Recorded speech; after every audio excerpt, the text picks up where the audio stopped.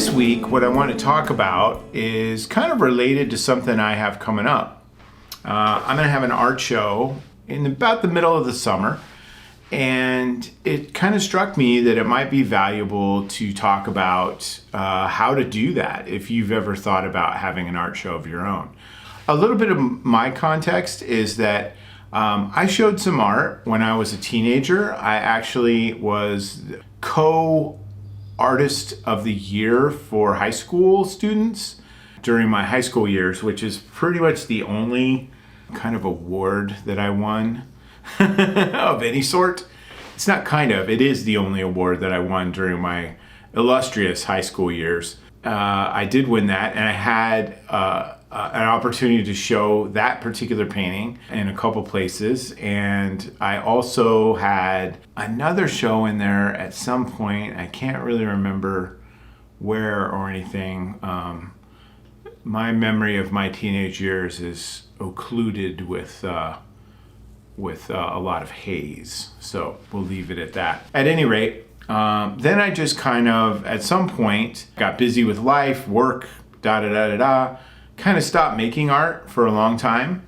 And then something like about 10 years ago, I started to make art again. I really wasn't thinking about having shows or doing anything like that. In another video, I mentioned this, that I was really just using art for its meditational properties, like working on art, not thinking about my life imploding during a divorce and that sort of stuff, and the emotional kind of tumult of all that. I could focus on my art, make some art, and just have a good time. So in many ways, it was really just for me. But I posted a few pictures of art that I was making on Facebook, and a couple people were like, hey, you should have a show. And some friends of mine who owned a community theater / art space kind of place were like, hey, if you want to have a show, that would be great. You know, why don't we talk about that? And so we did. It was actually a very successful show. And then I've had about 1 or 2 shows a year up until the pandemic, where obviously we didn't have any of that sort of show for a while, but I participated in a couple online art shows, which were really fun. Coming back after the pandemic, I've been in 2 shows, and I've got another one coming up. So how do you do that? Like, how do you start that process? And I think for the first step is really to allow yourself to think that way, that somebody might want to see and buy your art. You'll kind of know, I mean, like if you post anything on Instagram or anything like that and people like it, or Facebook or whatever you do, you may get people who say, hey, I'd like to buy that or something like that. Show it to your friends and stuff, you know, just like if people come over, be like, yeah, I made this, what do you think about it? That kind of stuff. And that's kind of hard to do because art is very personal in many cases. Working through that, getting rid of some of those old voices and being like, hey, I kind of would like to try having a show. Who knows if it'll work out or not? They don't always do so. You can give it a shot. So what do you do? How do you do that? If you're in connection with that community, which I was, because I started going to art shows at different places. And this could really be any kind of media, really. Photography, fiber art, painting, drawing, whatever. Go around and check it out. In our town, there's a guy who puts out a list of, oh, this is everything that's going on in the art community, all the shows, all the different things. And, you know, pick one and go to it. And usually they're kind of clustered in particular neighborhoods. It's pretty easy to go hit 3 or 4 shows on a Friday night or something like that, especially in the summer when it's nice out. Look for places that you might want to show. There's always a range of kind of venues. I was wandering around just showing up at things and seeing what was going on. In my experience, there'd be like a show in a very high-end place, and you kind of go in there and you just look at the price on the paintings or art or sculptures and be like, whoa, out of my league. The cheapest thing by far is like $750, and maybe it's a painting like that. Like, that's probably not someplace where I'm going to be able to show. It still isn't, by the way. Other places you might go, I remember going to this place and it was kind of a punk kind of art place. Me being in my 50s, I walked in there and it was clearly a vibe like, what is that old man doing here kind of vibe. So again, probably not the place for me to attempt to have an art show. My art is not really reflective of that. For instance, a piece there was a bunch of garbage squashed onto a canvas. Another one was a melted plastic bag that was just stuck on the wall. I get it. I appreciate that kind of stuff. That's not really me. That's not what I do. Other places are kind of like in between that. Some nice galleries that do a lot of shows with people and work off commission. They'll really have shows with anybody who is like a reasonable person who produces some things and is professional about it. Those are the kinds of places that I generally tend to show. There are group shows that are often advertised, and when you kind of get into this community, you will get an opportunity to participate in a group show, which is like a whole bunch of artists and you have one or two pieces in it. Generally, you have to pay some kind of fee to have your art placed in those. And sometimes that's an option. You can try it. I always felt a little squeezed out in those kinds of situations. I don't know how else to describe it. It felt like, to me, certain people were getting prioritized over others in terms of space and where the things were. And so I just sort of was like, that's really not my thing, you know? And I'm also not a person who likes to be in a super crowded space with a million people. It just kind of throws me off a bit. I don't do group shows anymore. I don't really care for that. So, but you might be different and you might do quite well at some group shows. I've sold things at group shows. I've also done a number of group shows and not sold a thing. That's something to think about. Consider getting a partner or having like a show with 2 or 3 people. That's much more manageable and also kind of lets you split up some of the tasks that you need to do. Go to those local shows, subscribe to the local art venues, Instagram accounts, and see what they have going on. Show up, talk to the people who own the places, see what's going on. Ask when you kind of get to a point where you're like, okay, I see these kind of affordable, decent sized outfits that look professional but aren't hoity-toity or punk rock. Ask the folks who own those venues, like, how I have a show here, you know? See what you can, see what they tell you. Some places will have a very detailed, this is exactly what we do and this is how we do it and this is what it costs you to do it and things like that. Some places won't. I would tend to go for the former. It goes a lot better. And if you feel confident about it, you know, book it. You know, say, okay, I'm going to put down my $200 or whatever it happens to be. If you've got a show with 2 or 3 other people, you know, pool that money and split it up and get it on the books. Now, here's the thing.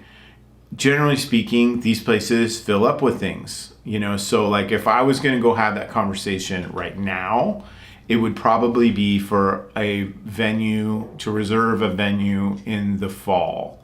Right now it's May. There's no way that I could find a place that was a professional place to have an art show in like say June or July. That's just those are booked out. They're done. Really try to, you know, think about that when you're getting into it, because you don't really want to have a show in January, especially here in Nebraska. That would be below average attendance wise. Have a show in the spring, summer, into the fall, you know, pushing that end when you get like October or beginning of November. That's cool too, because then you got some potential Christmas sales, like people buy art for gifts. At any rate, you're gonna have to push it out a little bit to do that, and just keep that in mind. So you've got this art show scheduled now, so then you need to make some art, right? It's really kind of a deal where you gotta have some things. Perhaps you've made some things ahead of time. Maybe you want to make a few more things. You know, think about the space. How many things am I going to put up for this art show? A thought about that is matting things, I think, is sometimes necessary. Backing it up with like a styrofoam board, you can get those at any art retailer. Get a big board of styrofoam and cut some slices from it to back up your work. I think is wise.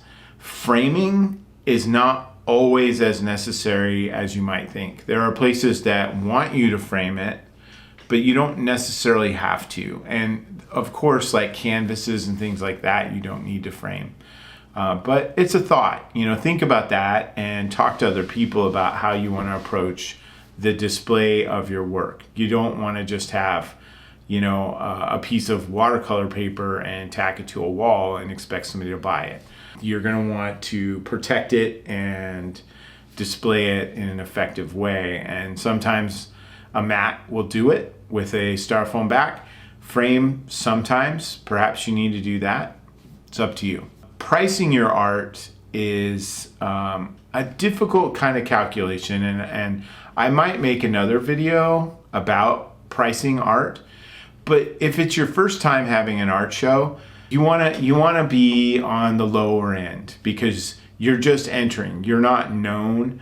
Maybe you have some kind of connection to the community in another way that would generate some traffic, but you're not really known as an artist. And so having affordable things like in the $30 to $50 range, if I was going to have a bunch of art, I would try to make it something like $30 to $50 would be 2/3 to 3/4 of the stuff that I had for a first time show. Maybe max out at $80, $90, $100 for somewhat larger pieces. I know that may seem ridiculous to some people in some cities, and that it's kind of a floating scale for what you want to do. But if you price yourself out, you're not going to sell anything. And the goal should be, hey, I want to pay for whatever my stake is in having this show. Be able to take Venmo or Zelle or something like that, but also have some cash and think about, if somebody's going to write you a check, what are they going to make it out to? To you personally, how are you going to do that? Does the venue actually do the sales for you? Some of them will, some of them won't, some of them can. So do you want to do it like that so you don't have to worry about it? Something to think about, not really when you're first time, because you won't probably make enough money to get you into any kind of trouble, but you might consider having a sales tax permit.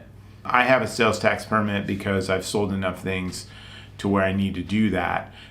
Each state has different sorts of limits, but I think generally speaking, if you're not selling more than something like $3,000 to $4,000, you don't necessarily need to collect sales tax, but check your local laws and state laws and things like that before you quote me on that for sure. I have a sales tax number. It was easy to get. I report my sales tax at the end of the year and I pay it. It's like never much. Worth it just to be legal. Oh, one final word on pricing art. Don't bargain. An art show is not a rummage sale. It's not a junk store. It's an art show. If you think something's worth $50, then it's worth $50. If it's worth $250, it's worth $250. The next step in this is publicize that show. How do you do that? Well, make a little Facebook thing, make a group deal, like an event on Facebook, and invite a bunch of people to it. And, kind of keep that vibe rolling, like put updates in there so people know what's going on with your show. I wouldn't do that kind of publicity more than a couple weeks out because people just have a lot going on and may forget about it if you push it out further than that. My experience is, a couple, 3 weeks ahead of time, I'm doing a Facebook group thing, group event. I'm maybe making a couple posts, maybe once a week. Hey, having this art show, it's coming up. Here's where it is. Maybe show a couple pieces that'll be in it. Instagram also, good venue for that. One of the things I did the last time was to make Instagram reels and make a little video and put it on Facebook about, hey, the show's open today. here's the place, and kind of do a circle around and show everything. Use one of those apps to stick a little music on there. It's easy. That kind of stuff kind of generates things. And I did a little bit of that publicity while the art show was going on to make sure people knew. The week of the event also, I texted some people, close friends of mine that I know wouldn't be offended by that, and be like, hey man, having a show, it's here, come by. Do enough so that you're connecting with your network. Duration wise, generally in my experience, nowadays, these shows run about 3 or 4 days. It's like Friday night, Saturday, Sunday deal. Close it up by noon on Sunday and you're out, especially for first time places. If you're in a higher end place, maybe it's a little longer, but that's probably the deal. And frankly, I've had a couple of shows in venues that were up for a couple of weeks, and everything, 99% of what got sold on the Friday night. Every once in a while, the weekend long shows, that are Friday, Saturday, Sunday type deals, you'll see sales kind of all along the way, but a lot of it would be on Friday or Saturday night. That's just how that stuff works. Sometimes too, the venue can provide publicity. The last show that I had was in a place that they did their own publicity to their own network too. And we got a few people that came in from that. And I think even a couple people bought a few pieces. Myself and a friend of mine had this show. The majority of sales were from people that were within our networks. The other person chose to do postcards, which was effective for them. They got a lot of people in. I got a lot of people in too, and I did not do postcards. Mine was entirely digital and texting people and things. Finally, on the time when it's time to do the show, you got to go in and hang it up and all that kind of stuff. And a lot of people have a lot of philosophies about that. I'm not going to get into the whole thing, but you want it to look nice. Be there, be present, bring snacks for people to have, and then be with your art and tell the stories of the art. Don't just stand there and be obsequious about the motivations of the magical ether that comes into me and I don't know what this means. And tell them how you did it. Tell them generally, hey, this is kind of the time when I was working on this, and maybe it's something about this. If you do abstract work like me, many times I don't realize what my art is until much later. Sometimes I do know, and so I can tell them these are the things I was thinking about at the time, and I reflected them through this painting or this collage or whatever it happens to be, or I was looking to do this and this is how it turned out. People love that stuff, and that's what makes that personal connection with them to really think of the art as something that they want to have. Tell those stories, be present, pay attention to people, talk. It can be exhausting. But have fun with it and take a break sometimes. You don't have to be that on 100% of the time. And have fun. Do a good job with all of the upfront stuff. At the very worst, you'll have a good time. All of the art shows that I've had have at least broken even, and many of them have made me a little bit of dough. Keep those things in mind. Give it a shot if you're interested in having an art show. If anybody else has any other interesting stories or things that they'd like to share in the comments, please feel free to do so. Hope this was valuable to you. Again, I'm going to have another one later about how to price art, which is kind of an art and science in a way, at least in my mind. And yeah, hope you have a great day. Thanks for stopping by and spending some time with me. Appreciate it.